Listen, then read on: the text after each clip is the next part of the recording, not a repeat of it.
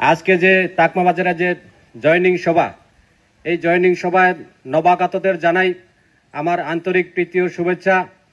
অনেক দীর্ঘদিন পরে তারা তিপ্রা মতা সম্পর্কে কিছু বুঝতে পারেছে, তিপ্রা মোর্চার আদর্শ নীতিকে তারা সম্মান দিয়ে আজকে আমাদের তিপ্রা মোটা পার্টিতে তারা দলে দলে সামিল হতে চলছে।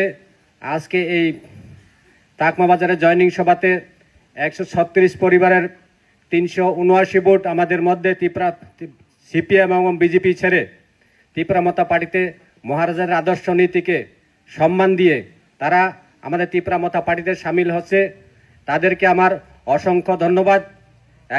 এবং আগামী দিনও এই মহারাজের জয়নিং বা দলে দলে যোগদান মহারাজের সবার মধ্যে জারি রইল।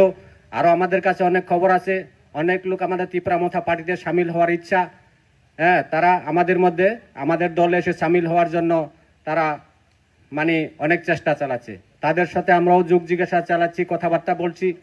আশা করি আগামী দিনও আমাদের মধ্যে আরও জয়েনিং হবে। আপনারা সবাই জানেন, অবগত আছেন, আগামী কিছুদিনের মধ্যে আমাদের ভিলেজ কাউন্সিল নির্বাচন হতে চলছে। তাই ভিলেজ কাউন্সিল নির্বাচন আমরা সাউথ তাকমাতে, আমরা এই তাকমাছড়া ভিলেজে 11টা মেম্বার আছে, 11টা মেম্বার যাতে আমরা প্রত্যেকটা মেম্বার বিপুল ভোটে জয়যুক্ত হতে পারি তার দিকে লক্ষ্য রেখে সবাই আমরা এগিয়ে যাব। আমরা কোনো ভ্রাতৃত্ব বন্ধন সবার সাথে, হিন্দু মুসলিম পাহাড়ি বাঙালি সবাই মিলে আমরা একসাথে মহারাজার আদর্শ নীতিকে নিয়ে চলবো। আমরা মধ্যে কোনো ভেদাভেদ নাই, আমরা কারোর ধর্ম বিশ্বাস করি না, আমরা সব ধর্মকে নিয়ে আছি, আমরা মধ্যে সাম্প্রদায়িকতা এমন ভাব নেই। তাই আমাদের এই ভাবমূর্তিকে পছন্দ করে, মহারাজের এই আদর্শ নীতিকে পছন্দ করে সবাই বিজেপি এবং সিপিএম ছেড়ে আজকে তিপ্রা মথা দলে দলে দলে সামিল হতে চলছে। কারণ একটাই নীতি, আমাদের মধ্যে জাত ভেদাভেদ নাই, আমরা সবাইকে সমান চোখে দেখি।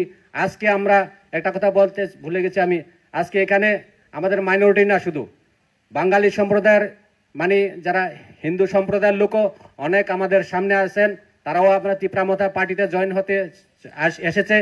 আমাদের সাথে অনেক দিন থেকে তারা যোগ জিজ্ঞাসা এবং আলাপ আলোচনার পরে আজকে আমরা একটা নির্দিষ্ট জায়গায় তাদেরকে নিয়ে আসতে পারছি। তার জন্য আমরা অনেক আনন্দিত এবং উৎসাহিত। আগামী দিন তাদের চলাচল বা তাদের আদর্শ নীতি বা আমাদের কার্যকলাপ দেখে আরো অনেক বাঙালি বাইরেও আমাদের সাথে আসার জন্য যোগাযোগ করে চলছে।